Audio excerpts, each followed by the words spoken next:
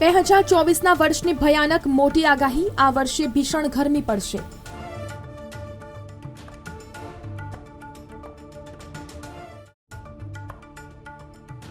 બોર્ડના વિદ્યાર્થીઓને પરીક્ષા પહેલા રિહર્સલ માટે સૂચના, ટ્રાફિકમાં ન ફસાય તે માટે પોઈન્ટ ઊભા કરાશે.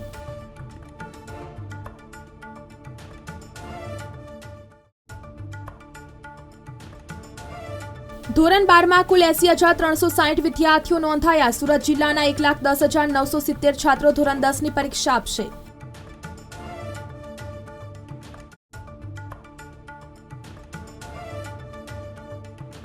IIRF રેન્કિંગ ટોચની મેનેજમેન્ટ સંસ્થાઓમાં IIMA સાથે MS યુનિવર્સિટીની ફેકલ્ટીનો સમાવેશ.